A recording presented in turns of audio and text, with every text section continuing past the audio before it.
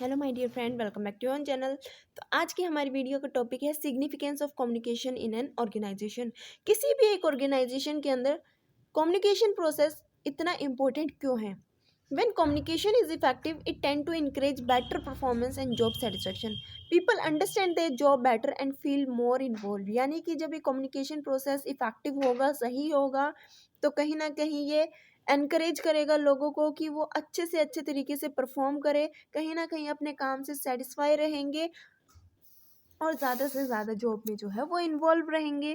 Since management has been described as getting work done by people, it is necessary to communicate what the management wishes to accomplish by the various task which the organization has undertaken. Good communication presupposes a two-way flow of information from the top down and from the bottom up. यानी कि एक management के अंदर जो है communication process जो है वो इफेक्टिव होना चाहिए, ताकि एक मैनेजमेंट जो भी गोल को अकम्प्लिश करना चाहता है वो गोल जो है वो सही तरीके से उस कंपनी के, उस ऑर्गेनाइजेशन के वर्कर्स समझ सके और उस तरीके से रिएक्ट कर सके। कम्युनिकेशन प्रोसेस जो होता है वो टू वे कम्युनिकेशन प्रोसेस होता है, टॉप टू डाउन और डाउन टू, ठीक है, top top down from and from bottom bottom up. इसके बाद आता है a successful executive should have the ability to receive, analyze and transmit information. Thus effective communication is an important skills of management। यानी कि communication जो भी successful executive है, जो कम्युनिकेशन प्रोसेस को एग्जीक्यूट कर रहा है, वो उसके अंदर इतनी एबिलिटी होनी चाहिए कि वो बातों को रिसीव भी करे, सुने भी अपने सबॉर्डिनेट की बात, उसको एनालाइज करे और उस इंफॉर्मेशन को क्या करे, ट्रांसमिट करे। यानी कि अगर कोई प्रॉब्लम है सबॉर्डिनेट को तो उनकी बातों को सुना जाए, उस पे जो कुछ गाइडलाइंस या एडवाइस दी जाए, उनकी प्रॉब्लम का सॉल्यूशन निकाला जाए, ठीक है। Communication is the link between knowledge and information. Possessing of knowledge is of no use until it is converted into information. यानी कि आपके पास नॉलेज तो है, लेकिन आपकी नॉलेज तभी यूजफुल होगी जब आप उसको इन्फॉर्मेशन में कन्वर्ट करोगे, जब आप दूसरों को बताओगे। Hence knowledge alone is not adequate for managerial success. आपके अंदर सिर्फ नॉलेज है वो ही काफ़ी नहीं है। उस मैसेज का जब तक यूटिलाइज नहीं करोगे, उसको इन्फॉर्मेशन में कन्वर्ट नहीं करोगे, तब तक वो नॉलेज किसी काम की नहीं है। What is required is knowledge plus ability to communicate accurately. क्या ज़रूरी है? नॉलेज है, आप उसको कम्युनिकेट करना चाहते हो, उस इन्फॉर्मेशन को शेयर करना चाहते हो, तो नॉलेज होना ही ज़रूरी नहीं है, बल्कि एक पर्सन के अंदर इतनी एबिलिटी होनी चाहिए कि वो अपने नॉलेज को एक इन्फॉर्मेशन के अंदर एक्यूरेट तरीके से कम्युनिकेट कर सके। The popular saying knowledge is power should be modified to apply knowledge is power and to apply it require effective communication. पहले की एक कहावत है कि नॉलेज इज़ पावर। नॉलेज क्या है? पावर है, लेकिन इसमें कुछ चेंजेस किए गए। अप्लाइड नॉलेज इज़ पावर, ठीक है। जब तक आप उस नॉलेज का यूज़ नहीं करोगे तब तक वो पावर नहीं बनेगी। तो applied knowledge is power and to apply it require effective communications. As far as possible, management should supply all relevant information to the employees.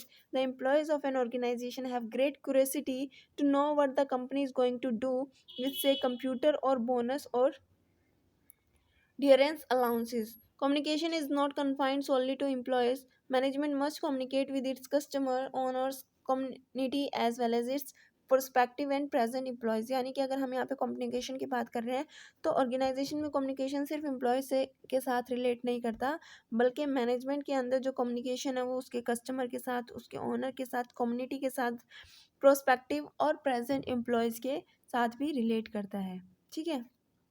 तो ये था हमारा आज का टॉपिक कि एक ऑर्गेनाइजेशन में कम्युनिकेशन क्यों इतना इफेक्ट नेसेसरी है, क्या इम्पोर्टेंस है कम्युनिकेशन की एक ऑर्गेनाइजेशन में। उसके बाद हम हमारा नेक्स्ट टॉपिक करते हैं कि how to make communication effective. किस तरीके से कम्युनिकेशन प्रोसेस को जो है वो इफेक्टिव बनाया जा सकता है। Regulating the flow of communication. Planning communication should involve determining the priority of message to be communicated so that manager may concentrate on more important message of high priority. यानी कि ये ध्यान में रखना है कि कौन सी इंपॉर्टेंट बात है, कौन सा इंपॉर्टेंट मैसेज है जिसको प्रायोरिटी देनी है, क्या बात पहले बतानी है, ठीक है। उसके बाद आता है feedback. Along with each communication, there is a need for feedback, that is communications of the response of or reactions to the initial message. Feedback may include the receiver acceptance and understanding of the message. Two-way communication is thus considered to be more helpful in establishing mutual understanding than one-way communication. यानी कि किसी बात को convey तो कर दिया, एक message को कन्वे तो कर दिया, लेकिन जो भी रिसीवर है उससे कहीं ना कहीं हमें क्या लेना चाहिए, रिस्पॉन्स लेना चाहिए, फीडबैक लेना चाहिए, ताकि ये पता चल सके कि जो भी मैसेज कम्युनिकेट किया गया, बताया गया, क्या उनको समझ में आया। ठीक है,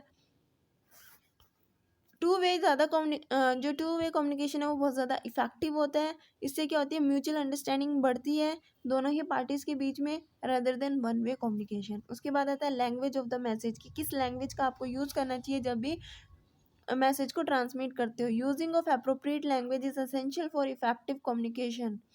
Experimental studies have shown that oral communication accompanied by its written version is more effective in bringing about the desired response। यानी कि जो भी आप orally कहना चाह रहे हो, अगर उस चीज़ को written way में भी क्या कर रहे हो, शो कर रहे हो, तो जो मैसेज है वो ज़्यादा इफेक्टिव रहेगा।